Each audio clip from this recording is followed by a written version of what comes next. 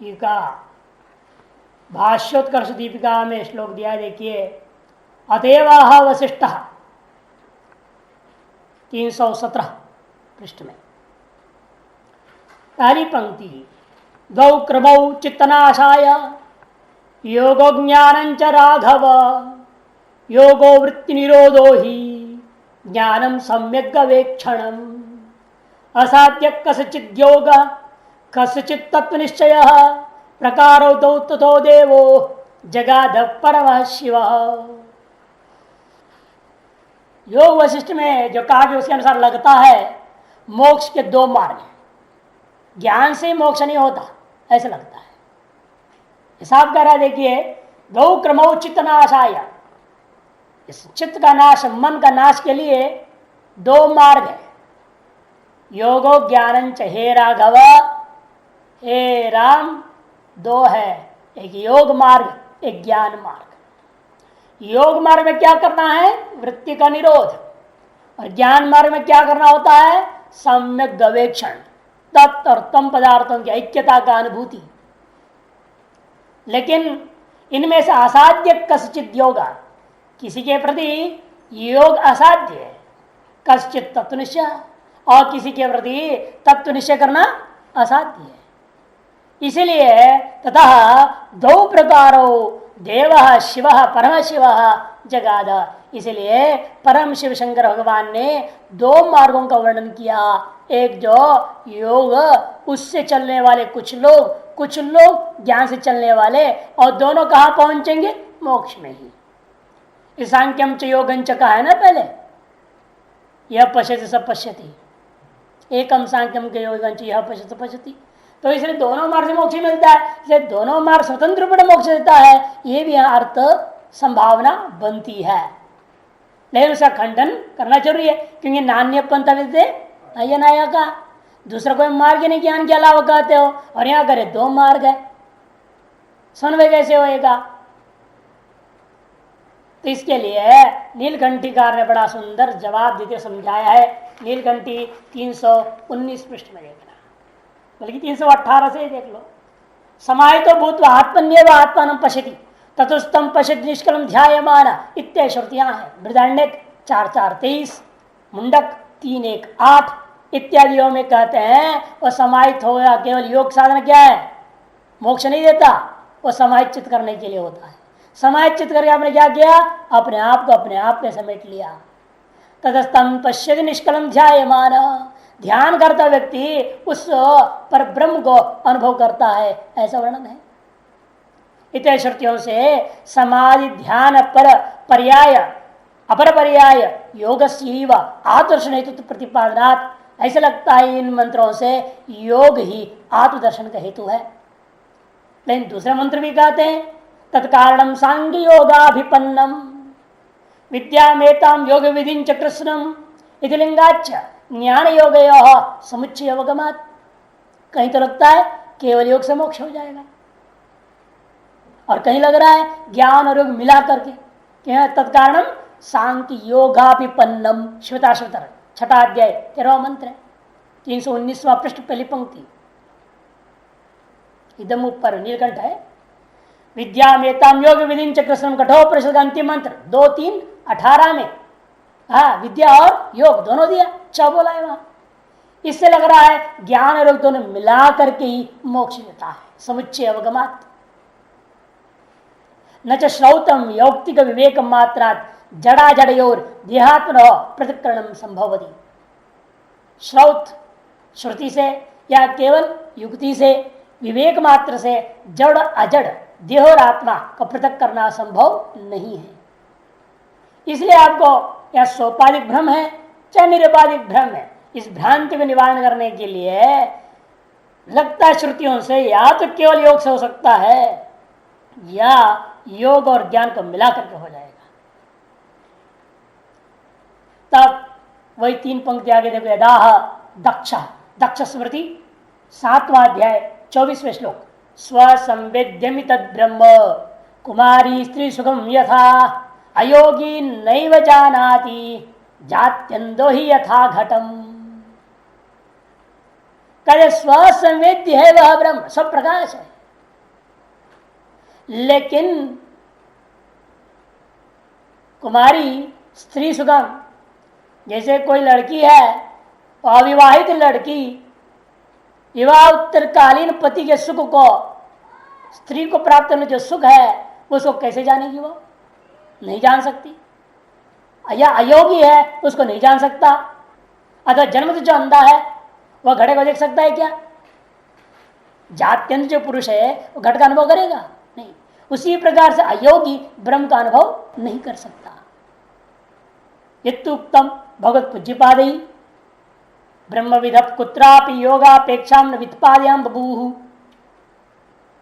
लेकिन भगवत पूज्यपाद ने कहा ब्रह्मवेत्ता को योग की किंचित भी अपेक्षा नहीं है।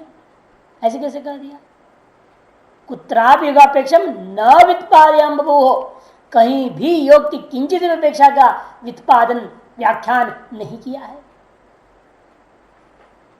तत् अथाद ब्रह्म जिज्ञासा इत्यत्र अतशब्द सूचितम मुमुक्षु विशेषणीभूत सांख्यदृष्टियांतर्गतम समाधि उपेय समाधि अदृष्टोक्तम इति न दोषः।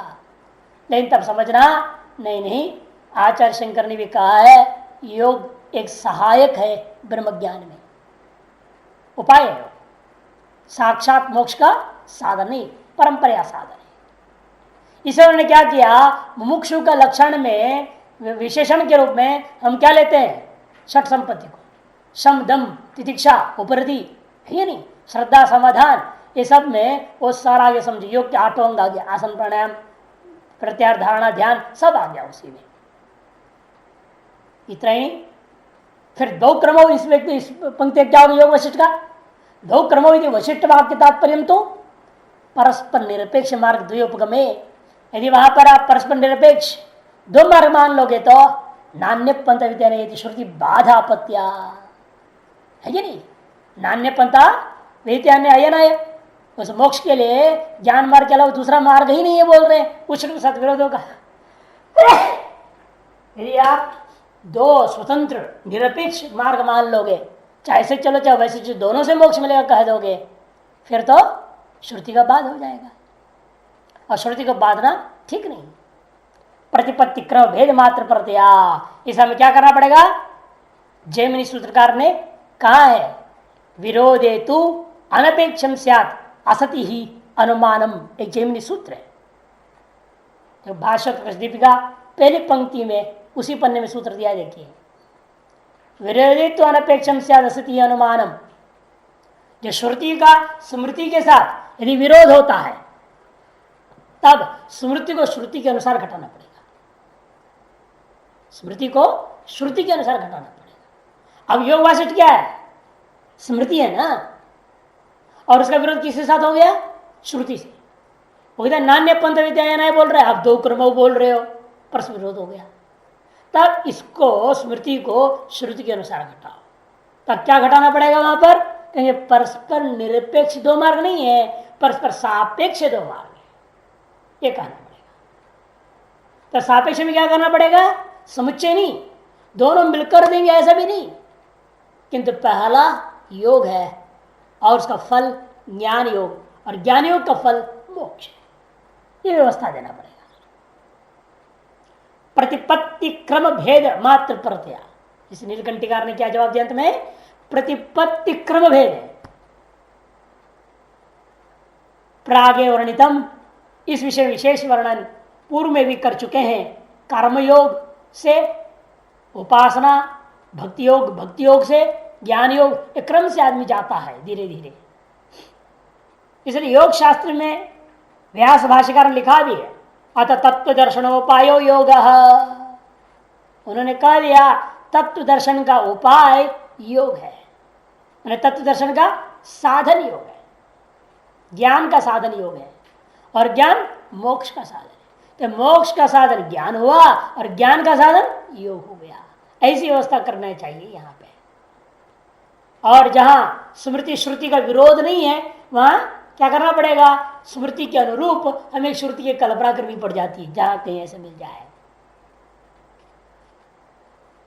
अतएव निर्णय निकला कि 2 क्रम नहीं है, कर्मयोग सहायक देता है और कर्मयोग के साथ आपने अष्टांग योग जोड़ दिया है। अष्टांग योग सहित कर्मयोग जब व्यक्ति करेगा उसका अंतःकरण शुद्धि होगी। निष्काम भाव से जब अष्टांग योग युक्त कर्मयोग करेगा और भक्ति योग करेगा, उससे पूर्ण अंतःकरण शुद्धि हो करके वह ज्ञान के अधिकारी हो जाता है। और पहले श्रुत ज्ञान का यदि मनन निध्यासन कर लेता है तो उससे मोक्ष प्राप्त करता है। यही क्रम यहां निश्चय हुआ। अब ये जो कार्य ब्रह्मानुभूति हुआ था, अब कारण ब्रह्मानुभूति करना है। जीव ब्रह्म ऐक्यत्व। क्योंकि पहले आपने क्या देखा, सर्वभूतस्थम आत्मान सर्वभूतानि च आत्मनि, ये कार्य ब्रह्मानुभूति है। क्योंकि आप अभी भेद देख रहे हैं, सकल भूतों को देख रहे हैं। अब वो जो भेद निरूपित अनुभूति है वो कार्य ब्रह्मानुभूति है। और अब शुद्ध ब्रह्मानुभूति का प्रकार का वर्णन कर रहे हैं। इसलिए भाष्कर अवतरण कर दे रहे हैं, देखो एतस्य आत्मैकत्व दर्शन से फलम उच्यते। आत्मैकत्व दर्शन का फल वर्णन करने जा रहे हैं। यो मां पश्यति सर्वत्र सर्वंच मयि पश्यति तस्याहं न प्रणश्यामि सच में न प्रणश्यति।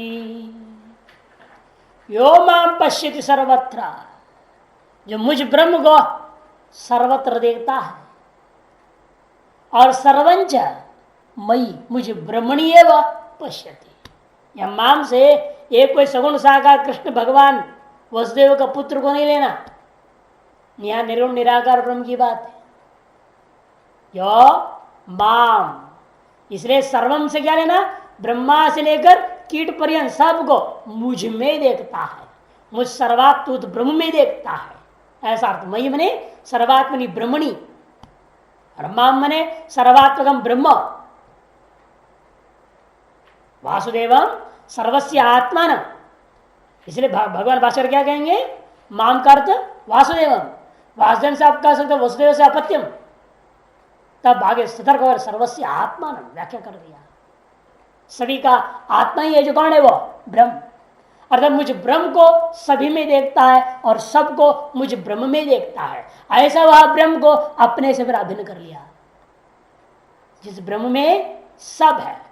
और ब्रह्म जो सभी में है, जो ब्रह्म सभी में है और सभी जो ब्रह्म में है, ऐसा जो ब्रह्म मैं हूं, ऐसा अनुभव जो कर लेता है, तस्य हम न प्रणश्यामि, उसके प्रति अहम न प्रणश्यामि, मैं उसके लिए आदर्शन नहीं हूं। यहां प्रणश्यामि नाश नहीं है, प्रणाश्यामि नहीं, नाश्यामि नहीं बोला। इसे नश धातु आदर्शन अर्थ में, अर्थात मैं उसके लिए आदर्शन नहीं हूं, अर्थात परोक्ष नहीं हूं, किंतु अपरोक्ष हो गया। उस साधक उस मुमुक्षु के प्रति अहम मने मैं जो ब्रह्म न प्रणश्यामि न परोक्षम भवामी, अर्थात अपरोक्षम भवामी इत्यर्थ, मैं अपरोक्ष ही हो जाता हूं, ये इसका। सचम में न प्रणश्यति, अभेद जब जीव ब्रह्म अभेद हो गया ना, अब इसलिए क्या है, वह जीव जो मुमुक्षु था वह मेरे लिए भी वह अपरोक्ष हो गया, परोक्ष नहीं है। सच मने वह मुमुक्षु में माम प्रति अपि न प्रणश्यति, परोक्षम न भवति अपरोक्षम भवति, अर्थात मैं उसके लिए अपरोक्ष हो गया और वह मेरे लिए अपरोक्ष हो गया। एक दूसरे को आपस में देखने के समान है। जैसे लोक व्यवहार में होता है, आप किसी को कुछ बोल रहे वो आपको देख नहीं रहे तो क्या करे, अरे मैं तुमसे ही बोल रहा हूं, यहां देख, मेरे को देख, वहां क्या देख रहा। डांटते कि नहीं डांटते? कई बार होते वन वे होता है, आप आदमी उधर देख रहा है और आप बोल रहे हैं, वो सुन रहा है लेकिन आपको देखता नहीं। मैंने आपको वह व्यक्ति अपरोक्ष हुआ, लेकिन वह व्यक्ति आपको अपरोक्ष नहीं कर रहा है। ऐसे लोग व्यवहार में देखने को मिलता है। और जो अधिकार है, आप डांट के बोल देंगे हमको देखो, यहां देख, मुंह इधर मोड़, आमने सामने हो जा, तो वह आमने सामने जो होते हैं तो वो आपको अपरोक्ष हो रहा है और आप उनको अपरोक्ष हो रहे हैं। तो उसी प्रकार यहां जब अभेद हो ही गया, अब ये कैसा हो सकता है, जीव को ब्रह्म का अप्रोक्ष हो गया और ब्रह्म जीव से अभी भी भिन्न रह गया, ऐसा होगा क्या अभेद में? नहीं हो सकता। जीव को ब्रह्म का अप्रोक्ष हुआ, ब्रह्म को जीव का अप्रोक्ष हुआ, क्योंकि दोनों ही अभिन्न ही थे। इसलिए जान के कहते तस्य मोक्षो अहम ब्रह्म न प्रणश्यामि न परोक्षम अस्मि अर्थात अपरोक्षम अस्मि। सच मोक्षो में माम प्रत्यपि न प्रणश्यति परोक्षम न भवति अर्थात अपरोक्षम भवति तीर्थः। ऐक्यानुभूति में इसी की होती है। गरुड़ पुराण में ऐसे एक श्लोक बड़ा सुंदर आया है, सर्वदा सर्वभूतेषु समम माम यह पश्यति अचला तस्य भक्ति स्याद् योग क्षेमं वहाम्यहम्। सर्वदा सर्वभूतेषु, सर्वदा सकल भूतों में, समम माम, माम मैंने कैसा मैं, सम ब्रह्मरूपी मुझको, यह पश्यति, समम माम यह पश्यति, अचला तस्य भक्ति स्यात्, उसकी भक्ति उसकी उपासना पक्की हो जाती है। और ऐसे कहा योगक्षेम वहाम्य हम कर दिया, ऐसे सब जो ब्रह्मज्ञानी है उसका योगक्षेम को मैं वहन करता हूं। यही विष्णु पुराण में प्रहलाद कहते हैं अत्यंत अप्रोक्ष को लेकर के, सर्वगतत्वादनन्तस्य सएव हम अवस्थितः। सर्वगतत्वादनन्तस्य, ये जो अनंत है ब्रह्म है वह सर्वगत होने के नाते मैं भी वही होना, मैं अलकार आगे पे सएव अहम अवस्थितः, वही मैं इस उपाधि में अवस्थित हो समझो, ऐसे प्रहलाद कहता है। यो भाष्यम यो माम पश्यति, मुझको देख रहा है। अर्जुन तो देख ही रहा है ना, कहते नहीं हाँ मुझको मैंने कृष्ण भगवान नहीं जो वसुदेव का पुत्र वासुदेव, वो नहीं लेना या माम से। इसलिए भाष्यकार कहते माम वासुदेवम का अर्थ कर रहे हैं सर्वस्य आत्मानम, सभी का व्यापक बुद्ध जो आत्मा है उसको जो देखता है। कहां देखता है उसको? केवल एक उपाधि में नहीं, सर्वत्र सर्वेषु भूतेषु, सर्वंच ब्रह्म, सकल भूतों में देखता है। और सर्वंच मयि पश्यति, सर्वम ने ब्रह्मा आदि भूतजातम, ब्रह्मा से लेकर कीट पर्यंत समस्त भूतों को मयि सर्वात्मनि, मुझ सर्वात्म ब्रह्म ही पश्यति। तस्य एवं आत्मैकत्व दर्शन, उसका जो इस प्रकार से आत्मैकत्व जीव ब्रह्मैकत्व का दर्शन कर रहा है। सकल भूतों में आत्मा को देखा, ब्रह्म को देखना मतलब क्या, सभी भूतों में एक ही ब्रह्म है, अर्थात दो ब्रह्म ही नहीं। अनंत जीव कहाँ रह गया? अनंत जीव नहीं रह गया, कोई जीव नहीं अलग, एक ब्रह्म सभी उपाधियों में है। और ये सारी उपाधियां वह सब ब्रह्म में कल्पित है। इसे ब्रह्म के अलावा एक में ब्रह्म के कोई दूसरा है नहीं। इस जब स्थित हो गया एक में ब्रह्मानुभूति कर रहा है। तस्एवं आत्मिक दर्शनो अहम ईश्वरो न प्रणश्यामि न परोक्षतां गमिष्यामि। देखो न प्रणश्यामि, मैं उसका नाश नहीं कर रहा हूं, ऐसा अर्थ नहीं करना, उल्टा यहां अर्थ क्या है? परोक्षताम, प्रणश्यामि परोक्षताम गमिष्यामि, न प्रणश्यामि न परोक्षताम गमिष्यामि, अर्थात क्या है? अपरोक्षताम गमिष्यामि, मैं साक्षात अपरोक्ष हो जाता हूं उसके लिए। अब अविद्या रूपी जो आवरण थी वह भंग हो गया है, अतएव जीव ब्रह्मैक्यत्व की अनुभूति हो गई है। तो अब वहां पर क्या है? साक्षात अपरोक्ष हो गया।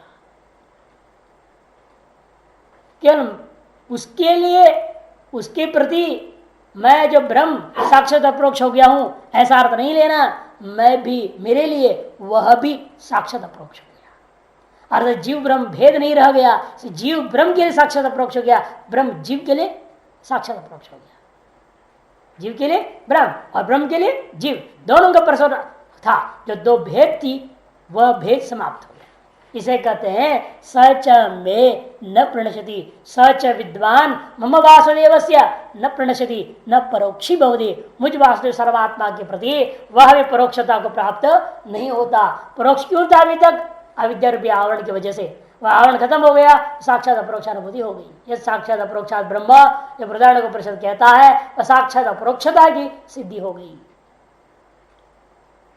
क्यों ऐसे हो गया? भाष्कर स्पष्ट करते हैं तस्य च मम च एकात्मकत्वात्, क्योंकि वह जो जीव और जो मैं, हम दोनों का बीच में एक रूपता है, भेद ही नहीं। सहज सुख राशि, जीव ब्रह्म अविनाशी, सहज सुख राशि, तुलसीदास जी की पंक्तियों में आता है। दो अलग नहीं है, जो जीव है वही ब्रह्म है, स्वाभाविक आनंद रूप है वो। क्यों? क्योंकि स्वात्मा ही नाम आत्मन प्रिय एव भवति। स्वात्मा किसको कहते हैं? आत्मा का मन अंतःकरण का जो प्रियतम वस्तु है उसी का नाम स्वात्मा है। आत्मन प्रिय एव स्वात्मा ही नाम भवति। स्वात्मा उस वस्तु को कहा जाता है जो वस्तु आपके अंतःकरण का अत्यंत प्रिय है, वही ब्रह्म है, दो भिन्न वस्तु नहीं है।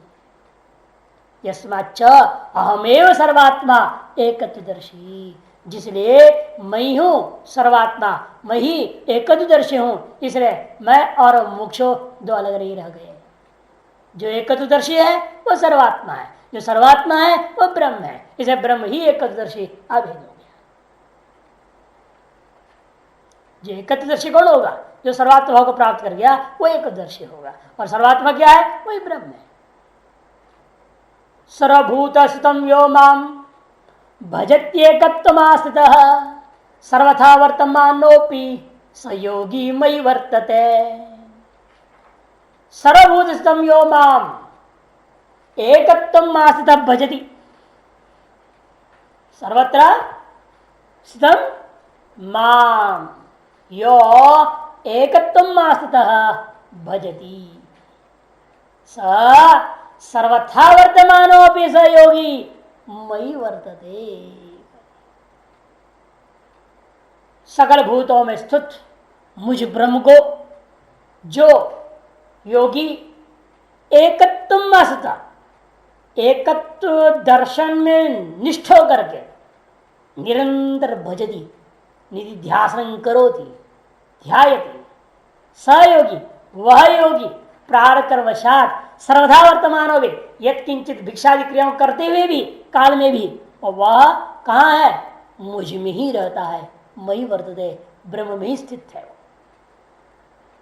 ब्रह्म में स्थित रहते हुए प्रारकर वशात शरीर से भिक्षादि कर्मों को करते रहता है, भोजन करता है, खाना पीता है, हाँ घूमता फिरता है, नहाता है, सारा काम कर रहा है, तब भी वो मुझ में ही। यहीं पर जाके लोग उल्टा करते हैं, सर्वदा वर्तमान होपी, मैंने बाद में शादी कर लेता है, बच्चा करता है, दुनिया अर्थ में मर्डर करता है, कुछ भी करता है, तो भी मुझ में है, वो ब्रह्म है। जैसे अर्जुन ने सबको हत्या कर डाला तो भी ब्रह्म ही है। अन्य माने कहा ना उसे, न हन्यते हन्य माने शरीर, न हंति न घाते।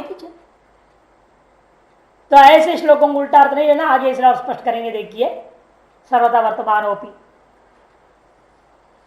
तत्वमसि अहम ब्रह्मास्मि अयम आत्मा ब्रह्म प्रज्ञानमन ब्रह्म इत्यादि शास्त्रों से कहा हुआ जो एकत्व है उसी में आस्थित आसमंतात निरूढ़ेन निष्ठा यदि आस्थित होकर यो भजती, ऐसा नहीं होगा। यह भाष्यकार पूर्वार्ध की व्याख्या ही नहीं करेंगे, क्योंकि भाष्यकार अवतरणिका में कह रहे हैं पूर्वार्ध में कहा हुआ फल को ही, जो पूर्व श्लोक में कहा फल को इस श्लोक के पूर्वार्ध में अनुवाद किया गया, इसलिए इस श्लोक के पूर्वार्ध की व्याख्या ही नहीं करेंगे, केवल उत्तरार्ध की व्याख्या कर देंगे भाष्यकार। इत्येतत् पूर्व श्लोकार्थम सम्यक दर्शनम अनुद्य तत्फलम मोक्षो अभिधीयते। है ना, पूर्व श्लोक में कहा हुआ जो अर्थ है उसी को क्या अर्थ है, वो सम्यक दर्शन, उसी को अनुवाद किया गया यह पूर्वार्ध में, और उत्तरार्ध में उसका फल जो मोक्ष है वो अभिधान किया गया, कथन करना है। सर्वेति। लेकिन 9वें अध्याय में इसलिए कहेंगे मनुष्यों में का, भक्तों में, साधकों में दो प्रकार के लोग, जो लोग उस ब्रह्म को एकत्व में उपासना करते हैं, कुछ लोग पृथकत्व में उपासना करते हैं। 9वें अध्याय 15वें श्लोक में आया, एकत्वेन पृथक्त्वेन बहुधा विशतो रूपम आया हुआ है। ब्रह्म सूत्र में भी इस पर विचार करते हुए प्रतिपबद्ध अवशेष तथापि दर्शयति तथा ही दर्शयति, चौथा अध्याय चौथे पाद 15वां सूत्र में यह बताएंगे। वहां जैसा प्रदीप क्या हो जाता है, तेल खत्म हो जाए सब वो बत्ती भी जल के बुझ जाता है। कहा गया वो प्रकाश, विशिष्ट जो प्रकाश दिख रही थी और सामान्य प्रकाश में, व्यापक में लय हो गया। उसी प्रकार यह जीव भी अपना शरीर रूपी उपाधि को त्याग कर क्या हो जाता है, वह सामान्य ब्रह्म सर्वव्यापक ब्रह्म में लीन हो जाता है। जैसे काव्य तत्र को आकाश होगा एकत्व अनुपश्यता आया था ना, ईशावास्य परिषद 7वें मंत्र में बात कही गई थी। भाष्यकर के सर्वथा सर्व प्रकार ही, सकल प्रकार से, वर्तमानोपि, सर्वथा की अवतरण के इसलिए आनंद कर सतर्क होकर जवाब दे रहे। देखिए, रागादि रहित यम नियमादि संस्कारवतः स्वैर प्रवृत्ति असंभवे अपि, स्वेच्छा प्रवृत्ति तो हो नहीं सकती। मर्डर करने लग जाए, उल्टा सीधा काम करने लग जाए, ये कैसे करेगा वो? यद्यपि असंभव है, फिर भी ताम अंगीकृत ज्ञानम स्तौति, फिर भी सर्वथा प्रवृत्ति जो बताई गई वो स्तुति के लिए कहा। जो भी जैसा भी वो करेगा तो भी वो मुझ में ही है, ये जो स्तुति मात्र था, फलस्तुति। सर्व प्रकार वर्तमानोपि सम्यक दर्शी योगी, वह जो सम्यक दर्शी है, योगी है, मई वैष्णवे परमे पदे वर्तते नित्य मुक्त एव स। आ गया ना, वह कहाँ है? वह सर्वव्यापक जो परम पद है उसी में सदा स्थित है, क्योंकि वह नित्य मुक्त ही है, वह नित्य मुक्त है। न मोक्षम प्रति केनचित प्रतिबद्धते, कहने का मतलब अब उसका मोक्ष का होने में कोई भी व्यक्ति किसी भी प्रकार से प्रतिबंध नहीं डाल सकता, अड़चन पैदा नहीं कर सकता, और उसको मोक्ष मिल ही गया है, उसे कोई रोक नहीं सकता है। इसको प्रधान को प्रसाद 1:4-10 में वर्णन किया है। यह मंत्र दिए नीलकंठ में, मसूदनी सभी ने दिया है। तस्य न देवाश्च न भूत्यायशते आत्मा ही येषां स भवति। तस्य उस मुक्त पुरुष का मोक्ष प्राप्ति में देवा देवता लोग भी न अभूत्या, उसको रोकने में, उस पर शासन करने में समर्थ नहीं होते। क्यों? क्योंकि जब सबका आत्मा ही ब्रह्म है, वो देवताओं का भी आत्मा ब्रह्म है या नहीं? और आप ब्रह्म हो गए तो आप देवताओं का आत्मा ही हो गए। और वो देवता लोग अपनी आत्मा का हानि करेंगे क्या? अपनी आत्मा में क्या प्रतिबंध करेगा? कोई भी व्यक्ति स्वभिन्न में प्रतिबंध करता है, रोक टोक करने की कोशिश करेगा, अड़चन डालने की कोशिश करेगा, परेशान करेगा दूसरे को, लेकिन अपने आत्मा को, अपने आप को कौन परेशान करता है? कोई नहीं करता है या नहीं? इसे जब मैं देवता का ही आत्मा हो गया, मैं ब्रह्म हो गया, तो क्या हो गया? मैं देवताओं का भी आत्मा हो गया, भूतों का आत्मा, राक्षसों का आत्मा, सबका आत्मा हो गया। ब्रह्मा से लेकर कीट पर सभी का आत्मा मैं ही हूं। जब तब कौन मेरे को परेशान करेगा? यदि किससे भय खाना है, किससे मोह? न मोह है, न शोक है, न भय है, न किसी ने, कि हम सब का आत्मा हो गए। इसलिए कोई भी मेरे लिए प्रतिबंधक नहीं होता, ऐसा इसका अर्थ समझना है। इत्यर्थः किंचन्यत, इतना ही नहीं, एक और बात है। क्या है वो?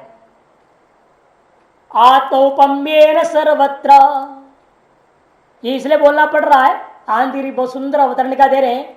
जो लोग समझते ब्रह्म ज्ञान होने के बाद मन मौज कुछ भी करते रहो, झूठ बोलो, छल करो, कपट करो, ठगो, बेईमानी करो, सब चलेगा ब्रह्म ज्ञान में, न पुण्य पुण्य स्पृशता। पुण्य पाप तो लगा है नहीं, कुछ भी करो, कुछ भी हो गए, क्या दिक्कत है? ऐसे ऐसे बोलने वालों के लिए जवाब है श्लोक में।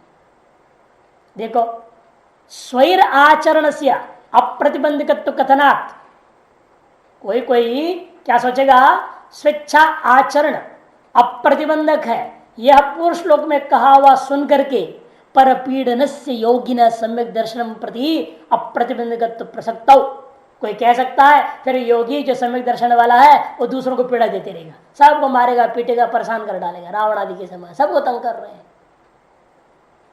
परपीड़न से योगिना सम्यक दर्शन प्रति अप्रतिबंधक प्रसक्त, कोई कह सकता फिर भी उसका सम्यक दर्शन के प्रति प्रतिबंधक नहीं होगा। ऐसे यदि कोई कहे उत्तम, यदि कोई कहता है किंचित, तब जवाब देता है ऐसा मत सोचो, ये नहीं हो सकता, वह व्यक्ति किसी को भी पीड़ा दे नहीं सकता है। जब आप सबका आत्मा ही हो गए आप किसको पीड़ा देंगे? आप अपनी आत्मा को पीड़ा दोगे क्या? जब आप अपने आप को पीड़ा दे नहीं सकते हो तो आप दूसरे को पीड़ा नहीं देंगे, आप ही सब हो गए हैं, सबसे अलग नहीं है आप।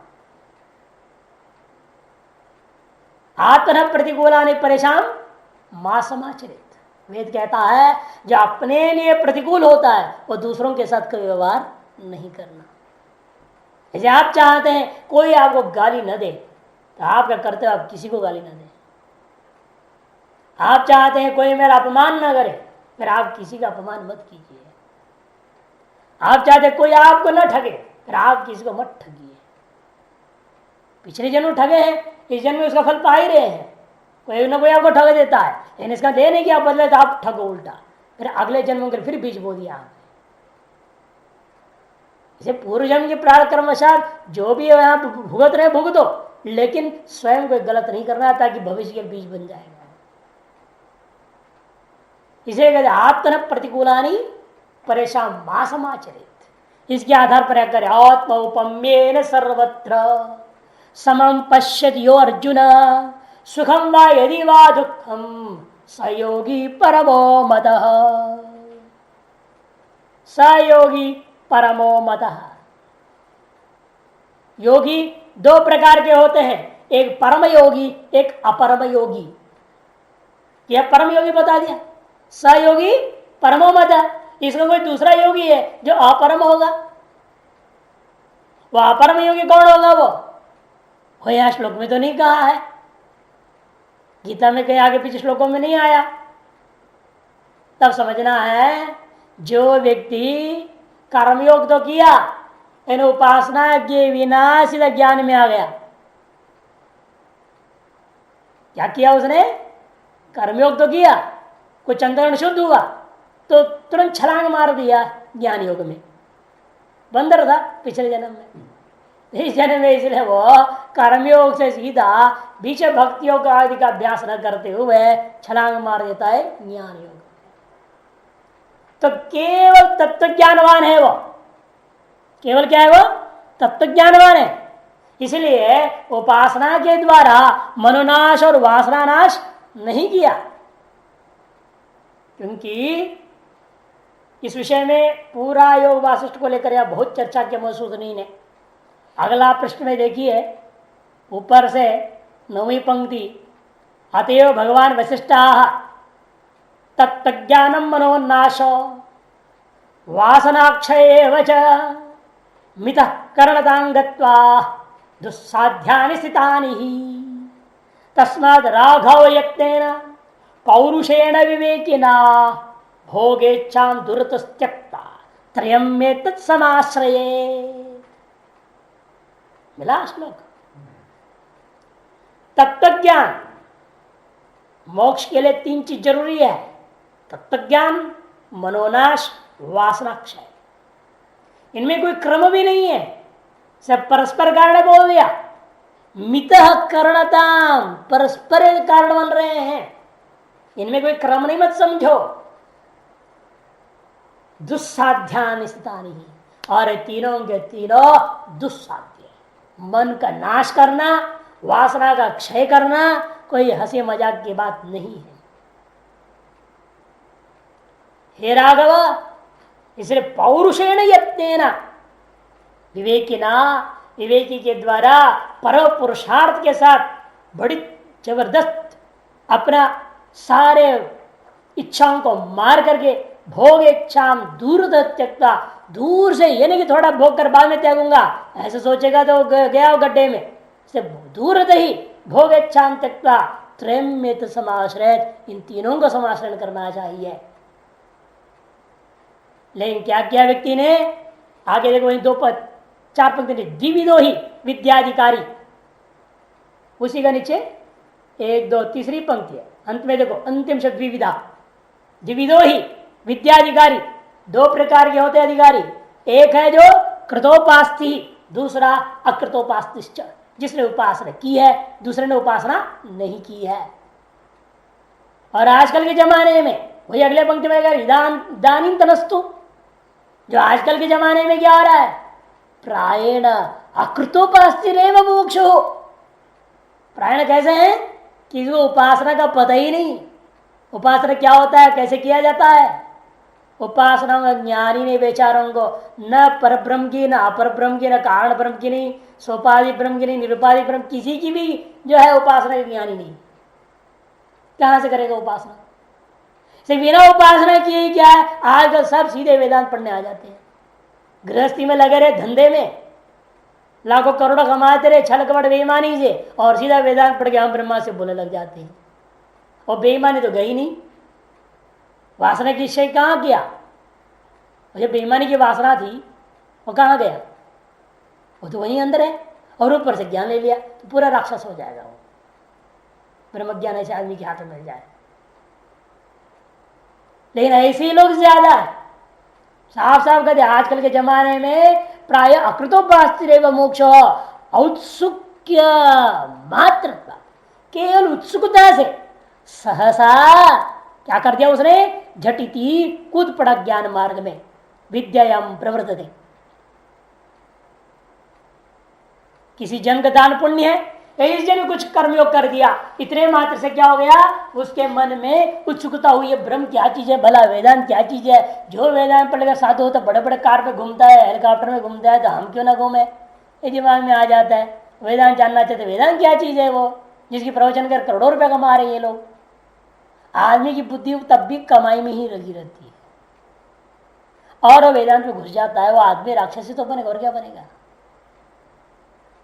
तो योगम विना चिज्जट विवेक मात्र मनोनाश वासनाक्षयो तात्कालिको संपाद्य श्रम दमादि संपत्तिया श्रवण निध्यासनानि संपादयति। चिज्जट विवेक मात्र के द्वारा मनोज और वासनाक्षय आदि को तत्काल संपादन करने की चेष्टा करता है। हुआ तो ठीक, ना हुआ तो ठीक, वो अपरम योगी है। ये परम योगी क्या है, पूरा नाश कर दिया, मनोनाश करता है, वासना क्षय करके तत्व ज्ञान के मोक्ष पाता है, वो परम योगी है। अपरम योगी कौन है, पीछे छलांग मार के सीधे ज्ञान में चला गया, और इसमें से क्या कर रहा है, वो जीवन मुक्ति सुख का अनुभव नहीं कर सकता। ऐसा आदमी जीवन मुक्ति की सुख का अनुभव नहीं कर सकता, वासना के वजह से, बल्कि दृष्ट दुखों का अनुभव करते हुए देह पात होने के बाद ही उसको कैवल्य की प्राप्ति होगी। ऐसे का नाम अपरम ब्रह्म योगी, अपरम योगी या अकृतोपास्ति योगी। अकृतोपास्ति वाला वो है जो उपासना की वजह से उसका वासना क्षय हो गया, मनोनाश हो गया, तत्व ज्ञान से उसको मोक्ष हो जाता है, वो परम योगी है। उसको श्लोक में लिया गया है परम योगी, जो सत्युग में, त्रेता युग में, द्वापर में कुछ हुआ करते थे, और कलयुग में ये परम योगी तो होते नहीं, सब अपरम योगी होते हैं ज्यादातर। क्यों इन्हें अभी पता ही नहीं है हमारे अंदर क्या क्या वासना है, क्या नहीं है, कैसा नहीं है, कौन जानता है। नीचे दे रहा है इसलिए वासना का लक्षण, दृढ़ भावनया त्यक्त पूर्वापर विचारणम यदादानम पदार्थस्य वासना सा प्रकीर्तिता। मिला नीचे श्लोक, दृढ़ भावनया, दृढ़ भावना के द्वारा, त्यक्त पूर्वापर विचारणम, पूर्वापर विचार किए बिना जो पदार्थ को ग्रहण करते हैं वो वासना के वजह से ग्रहण कर समझ लेना चाहिए, पहचान लो। वासना विषय में ग्रहण कर रहा हूं, ये निर्णय कैसे हो जाता है कि आप दृढ़ भावना की वजह से पौर्वा परिचिंतन न करते हुए इसे बुरा होगा कि भला होगा, अच्छा होगा कि खराब होगा, क्या होगा क्या नहीं, कुछ सोच समझे बिना झटिति पदार्थ जब ग्रहण कर लेते लोभ लालच आदि में आकर के, वो समझने ये वासना की वजह से हो रही है। सोचे समझे बिना जो ग्रहण कर लेते हैं वो वासना की वजह से, यही वासना की पहचान है। और वह वासना दो प्रकार की होती है, मलिन वासना, शुद्ध वासना। शुद्ध वासना दैवी संपत्ति है, और मलिन वासना पुनः दो प्रकार का है, बाह्य और आभ्यंतरा। आभ्यंतर कौन है? काम, क्रोध, आदि आसुरी संपत्ति का नाम जो है आभ्यंतरा। और शुद्धा दैवी संपत्ति है, और मलिना में जो बाह्य है और आभ्यंतरा में से आभ्यंतरा आसुरी संपत्ति है, और बाह्य जो है वो पुनः तीन प्रकार की है। सतु त्रिविधा, लोक वासना, शास्त्र वासना, देह वासना चाहिए थी, या बीच में कुछ हिस्सा नहीं है वो नोट करना पड़ता है। मलिना द्वेधा ऐसे बीच में लिखना पड़ेगा वहां, मलिना तू के बीच, मलिना और तू के बीच में मलिना द्वेधा, बाह्य आभ्यंतराच, बाह्य आभ्यंतराच विश्राम। काम क्रोधादि आसुर संपद रूपा आभ्यंतरा, और बाह्यास्तु त्रिविधा, आगे पंक्ति ही है, तू त्रिविधा, लोक वासना, शास्त्र वासना, देह वासना चाहिए थी, बाकी पुस्तक में छपा है। लोक वासना क्या है? सर्वे जन यथा न निंदन्ति तथैव आचरिष्यामि इति अशक्यार्थ अभिनिवेशो लोक वासना। कोई भी मेरी निंदा ना करे, ऐसे में आचरण करूंगा, ऐसा जो असंभव की सोच है उसका नाम लोक वासना है। और शास्त्र वासना भी तीन प्रकार की, पाठ व्यसनम, बहुशास्त्र व्यसनम, अनुष्ठान व्यसनम चेती शास्त्र वासना। पढ़ने का केवल रट रट के उच्चारण कर रहा है, सारा रट रहा है, रट रहा है, रट रहा है, रटते रहने की वासना है। किसी की एक शास्त्र नहीं अनेक शास्त्र पढ़ने की वासना होती है, न्याय भी पढ़ रहा है, मीमांसा पढ़ रहा है, ये पढ़ रहा है, वो पढ़ रहा है, सब में आचार्य बनना चाहता है, छड़ विषय का आचार्य, छड़ दर्शन आचार्य, ऐसे अनेकों विषयों के आचार्य होने की चेष्टा करता है। और किसी के तो शास्त्र अनुष्ठान करने की वासना होती है। और देह वासना भी तीन प्रकार की, आत्मत्व भ्रांति, गुणाधान भ्रांति, दोषापनयन भ्रांतिश्च। देह में आत्मत्विक भ्रांति, विरोचन आदि का दृष्टांत, गुणाधान में भी दो, लौकिक और शास्त्रीय। समीचीन शब्द आदि विषयों में संपादन करना लौकिक है, गंगा स्नान, शालग्राम आदि तीर्थ आदि का संपादन करना शास्त्रीय जो है शरीर वासना है। और दोषापहरण भी दो प्रकार, लौकिक और शास्त्रीय। चिकित्सा आदि के द्वारा जो दवाई आदि खा करके शरीर में जो है दोष उनको दूर करना लौकिक वासना, और वैदिक स्नान आचरण आदि के द्वारा शौच आदि के अनुष्ठान करना ये वैदिक वासना। इस प्रकार से वासनाओं का विस्तृत विवेचन मुस्लिमकार ने दिखाया है। यह वासना क्षय आदि किए बिना जो व्यक्ति सीधे ज्ञान अभ्यास करता है, जो सीधे ज्ञान अभ्यास करता है वो अपरम योगी, और जिन वासनादि को क्षय करते हुए ज्ञान अभ्यास करेगा वो परम योगी। ये विभाजन समझना। आगे जाकर के देखिए अगला पन्ना में मसूदनी तीसरी पंक्ति, आभ्यंतर वासना तू, देखो वहां दे दिया है, वह यह जो निरूपण किया वह वासना त्रिविधा बाह्य वासना है, और आभ्यंतर वासना तो काम, क्रोध, दंभ, दर्प आदि आसुर संपद रूपा सर्वनर्थ मूलम मानसी वासना तुच्यते। इसका नाम मानसी वासना भी कहते हैं, आभ्यंतर वासना भी कहते हैं उसको। इसी को वशिष्ठ में कहा, श्लोक भी दे रहे, मानसी वासना पूर्वम त्यक्ता विषय वासना मैत्र्यादि वासना राम गृहाणामल वासना। मानसी वासनाओं को पहले त्यागो, तब अपने विषय वासना त्याग होगा। विषय वासना त्यागने के बाद मैत्री आदि जो बताया ना, मैत्री करुणा मुदित, उसकी वासना को अपनानी चाहिए, शास्त्रीय वासनाओं को अपनाना चाहिए,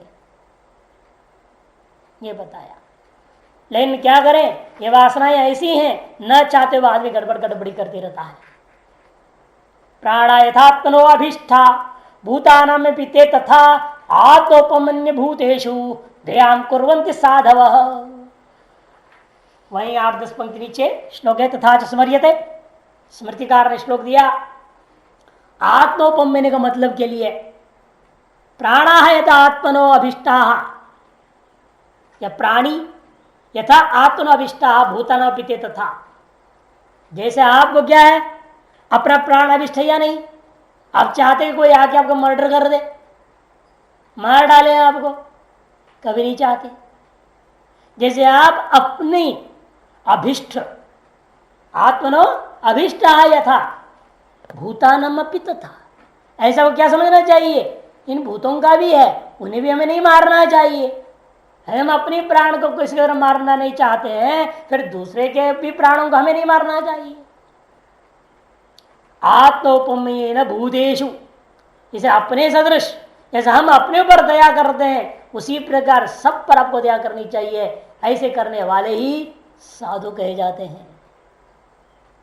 यहाँ पे स्वार्थ अपने पर दया कर, अपने खा रहे पी रहे रेस्टोरेंट बने हुए हैं, अपना बिल्कुल फिट रहे और दूसरे को मार रहे, भूखे मारो उनको, ये नहीं होना चाहिए।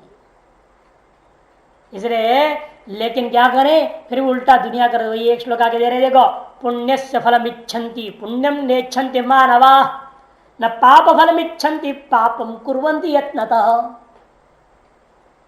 उल्टा ले क्या हो रहा है, सारी दुनिया पुण्य के फल को चाहते हैं, केवल स्वर्ग को चाहते हैं, लेकिन पुण्य कर्म कोई करना नहीं चाहता। कर्म के बिना फल चाह रहा, कर्म करना नहीं चाहते। पुण्यस्य फलम इच्छन्ति पुण्यम नेच्छन्ति मानवा, नहीं पुण्य को नहीं चाहते मानव, और न पाप फलम इच्छन्ति, पाप के फल को कोई नहीं चाहता, किंतु कर क्या रहे, पापम कुर्वन्ति यत्नतः, बड़ी प्रयत्न जोर शोर से लगे हुए हैं पाप करने में ही दिन रात। कितने उल्टे खोपड़ी है दुनिया की। इसलिए आदमी अपनी ये सब गलत चीजों को समझ करके नियंत्रण में लाना चाहिए। और क्या करना चाहिए, नीचे से देखो 6ठी-5वीं पंक्ति, तच्चिंतनम तत्कथनम अन्योन्यम तत्प्रबोधनम एतदेक परतंच ब्रह्माभ्यासम विदुर्बुधाः सर्गादावेव नोत्पन्नम दृश्यम नास्त्येव सर्वदा इदं जगदहं चेति बोधाभ्यासम विदुः परम। तच्चिंतनम, उसी ब्रह्म का चिंतन करो। इसलिए संसार चिंतन छोड़ो, पाप चिंतन छोड़ो। तत्कथनम, उसी ब्रह्म के बारे में बोलो। 4 आदमी मिल गए तो इधर उधर की बातें मत करना। अन्योन्य तत्प्रबोधनम, परस्पर योग वासिष्ठे तदुत्तम वासिष्ठे बोला है ना, शुरू में क्या लिखा है, तदुत्तम वासिष्ठे, है ना। वहां फिर दिया तच्चिंतनम तत्कथनम अन्योन्यम तत्प्रबोधनम ये तो देखा परतंच ब्रह्माभ्यास विदुर्बुधा, ये सब योग वासिष्ठ का श्लोक है। भले योग वासिष्ठ में आए श्लोकों को पंचदशिकार ने भी ले लिया, अन्य लोग भी ले लेते इधर उधर, लेकिन मूलतः आया वहां पे। बल्कि वहां भी नहीं है, ये जो श्लोक है तच्चिंतित कथनम संन्यासोपनिषद का है, उपनिषद में है ये श्लोक। सर्गादवेव नोत्पन्नम, जो आप समझते रहे सृष्टि आदि काल में हुई थी, वास्तव में उत्पन्न नहीं हुआ है जगत, ये निश्चय करो। सृष्टि आदि काल में उत्पन्न ही नहीं हुआ। दृश्यम नास्त्येव सर्वदा, इसलिए दृश्य नाम का चीज ही नहीं है, तो अपने आप को दृष्टा क्यों मानते फालतू का? न आप दृष्टा है न कोई दृश्य है। इसलिए निश्चय करो, इदम जगत अहम च बोधाभ्यास विदुपा, न मैं हूं न यह जगत है न यह दृश्य, कुछ भी नहीं है। इसी का नाम ब्रह्माभ्यास है। वहीं आगे अंतिम पंक्तियों से देखिए, दृश्य असंभव बोधेन राग द्वेषादितानवे रतिर्घनोदितायासो ब्रह्माभ्यास से उच्यते। इसी का नाम ब्रह्माभ्यास है। जब यह दृढ़ निश्चय हो गया आपके अंदर, दृश्य संभव ही नहीं है, दृश्य की असंभव का बोध के द्वारा राग द्वेषादितानवे, राग द्वेषादि नष्ट हो जाने पर घनोदिता रति, यह घन से उदित है जो रति यास हो, उसी का नाम ब्रह्माभ्यास। राग द्वेषादि क्षीणता रूप वासना क्षय का अभ्यास के बिना ब्रह्माभ्यास नहीं होता सम्यक। इस प्रकार से योग वासिष्ठ के आधार पर बहुत सुंदर समझाया। आत्मोपम्येन सर्वत्र समम पश्यति अर्जुन। हे अर्जुन, बहुत देर के बाद संबोधन आया है। हे अर्जुन, ये शुद्ध अंतःकरण वाले सुनो, आप अपने सदृश सर्वत्र समम पश्यति, सभी में आप ब्रह्म को ही देखिए। जैसे आप अपनी आत्मा को देखते हो वैसे सबकी आत्मा को देखो, तब समझ में आएगा आपसे अलग कुछ भी नहीं है। तो आप ही अनंत रूप में है, तो आप किसकी आप हानि करोगे, किसे राग करोगे, किसे द्वेष करोगे? सब अपने आप मिट जाता है। आत्मोपमेन सर्वत्र सभी में समम तुल्यम ब्रह्म एवं पश्यति अर्जुन, जो ऐसा देखता है। सुखम वा यदि वा दुखम, चाहे सुख हो चाहे दुख हो, सयोगी उस योगी को परमो मतः परम योगी ऐसा माना गया है। भाष्य आत्मोपमेन, आत्मा न स्वयमेव, आत्मा क्या है? आत्मा से किसको लेना? अपने आप को लो, और अपने आप का क्या करना? उपमीयत्य नियत उपमा, मैंने अपने से ही उपमा बना लो, मेरी जैसे ऐसा था। इसलिए जब मैं अपना किसी प्रकार का हानि खराब कुछ भी नहीं चाहता हूं, दुख और नहीं चाहता हूं, तो किसी का भी न हो ये इच्छा होनी चाहिए। इति उपमा, उपमीयते नहीं उपमा, तस्या उपमाया भाव, तार्श उपमा के भाव का नाम औपम्यम, तेरा इति आत्मोपम्येन, इस तरह से तृतीया बना। अपनी ही सदृशता के द्वारा कहा क्या करना है हमने? सर्वत्र सर्वभूतेषु सकल भूतों में समम तुल्यम पश्यति। भाष्य में समान माने तुल्यम पश्यति, सम देख रहा है माने तुल्य रूप में देख रहा है, उस ब्रह्म ही सम होता है, उसी को देखता है। जो देखता है यो, हे अर्जुन, सच किम समम पश्यति, वह सभी में क्या चीज को समान रूप में देखता है? ब्रह्म दृष्टि रखते हुए सभी में किन किन चीजों समान रूप में देख रहा है? यथा मम सुखम इष्टम, तथा ये कहता है जैसा मुझे सुख इष्ट है, तथा सर्व प्राणियों सुखम अनुकूलम भवति, सकल प्राणियों को सुख ही अनुकूल होता है। इसलिए मेरा कर्तव्य क्या है? जैसे मैं सुख को चाहता हूं तो मेरा कर्तव्य है मैं सभी को सुख ही प्रदान करने की कोशिश करूं, किसी को भी मेरे से दुख प्राप्त न हो, यह प्रयास करना चाहिए। क्योंकि हम चाहते हैं हमें दुख ना मिले, फिर हमारे अधिकार नहीं होता है कि इसको दुख देने का। यदि हम चाहते हैं सुख, तो दूसरे को प्राप्त सुख से वंचित करने का हमें कोई अधिकार नहीं है। यह समझना चाहिए आदमी को। लेकिन आदमी का इतना गलत स्वभाव है, न खुद उसको इस्तेमाल करेगा न दूसरे को इस्तेमाल करने देगा। देखा कि दुनिया में खुद भी उस वस्तु सुख नहीं ले सकता और दूसरे को सुख लेने नहीं देगा। विचित्र दुनिया है।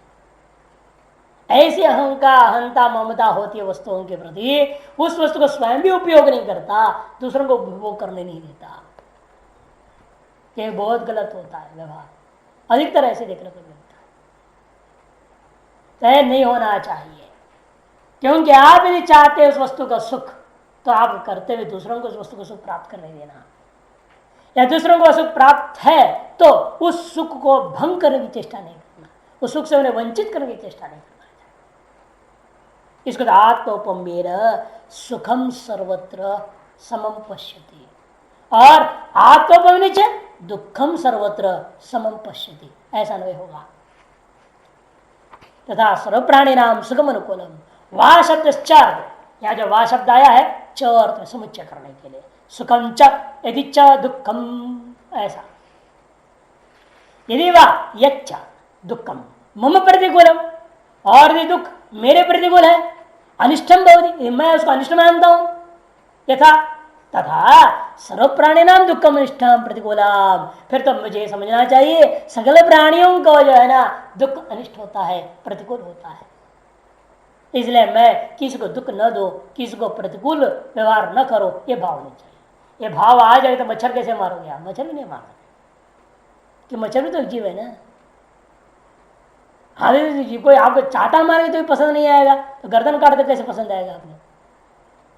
फिर आप कैसे मच्छर की गर्दन काटते रहो सीधे खड़ाक से, मार डाल रहे हो उसमें। आत्मोपम्येन सर्वत्र समम न पश्यति, अतएव मच्छर को मार दिया जाता है। ऐसे भाव रहेगा कि मैं किसको दुख न दो, किसको कष्ट दो, किसको मर्डर न करूं, कि जैसे कोई मेरे को मर्डर करे नहीं चाहता हूं, तो मुझे भी कर दे, मैं भी दूसरे को मर्डर हो, ये नहीं चाहना चाहिए। दूसरे का मर्डर हो ये भी नहीं चाहना भी नहीं चाहिए, करना तो दूर की बात है, बल्कि कर दे रहे सीधे, मच्छर का मर्डर कर दे रहे, खटमल का मर्डर कर देते हैं। प्राणी है ना, वो भी एक जीव है, उसमें भी जीव उस उपाधि है। अनेक प्रकार से दूर करो, भगाओ उसको, मारो मत उसको। इसे पहले जब हमारे हमने देखा, छोटे मार्चवर को हमने देखा था, रामंज मार्च को भी देखता था, क्या करते हमेशा कोई कपड़ा है ना, तौलिया ऐसे कोई चीज पकड़े रहते थे हमेशा, मारेंगे नहीं ना, फिर जैसे उठाओगे ये आएगा मारने के लिए, उठाओगे और उसे मच्छर अपना भाग जाएगा, मार नहीं सकेंगे आप उसे। हमेशा ऐसे करें रखते। जो हाथ आपका सबसे ज्यादा चलता है उस हाथ में होनी चाहिए। कोई तो लेफ्ट हैंड होते हैं, लेफ्ट हैंड होते हैं ना, बाएं हाथ चलाने वाले, उनको बाएं हाथ में कपड़ा, उसी को करेगा वो, यूं मारेगा ना वो, तो इतने कपड़े के हाथ से भाग जाएगा वो, हिलने से ही थोड़ा सा भी। और हाथ खुला रहेगा तो देखकर कट मार देते हैं दोनों हाथ से,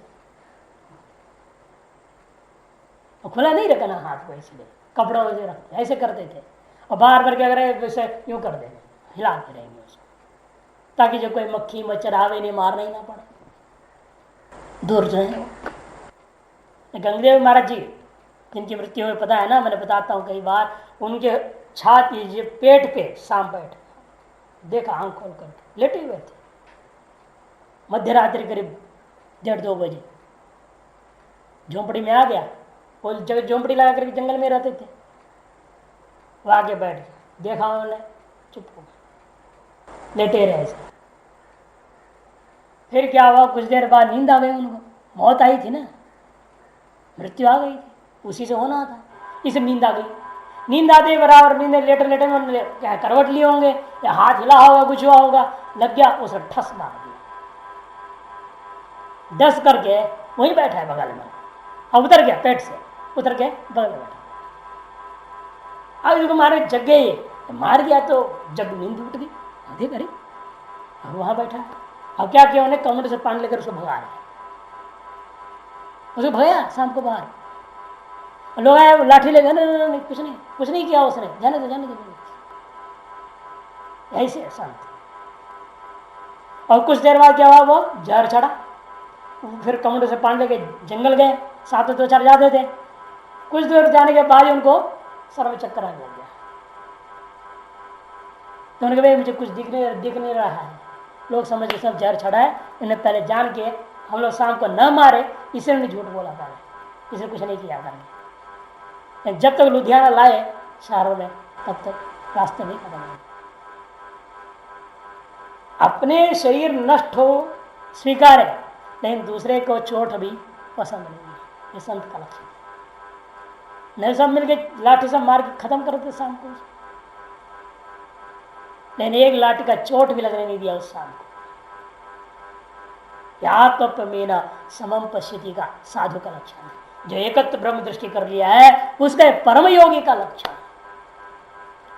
इति एवं आत्मोपमेन सुख दुख के अनुकूल प्रतिकूले तुल्यतया सर्वभूतेषु समम पश्यति, इस तरह अपने की सदृश ही सुख दुख के मामले में, अनुकूल प्रतिकूल वस्तुओं के मामले में तुल्य रूप से सकल भूतों में जो देखता है समदृष्टि से, न कसिचित प्रतिकूलम आचरति अहिंसक इत्यर्थ, किसी के भी प्रतिकूल आचरण नहीं करता है, वो वास्तविक अहिंसक है, ये समझो।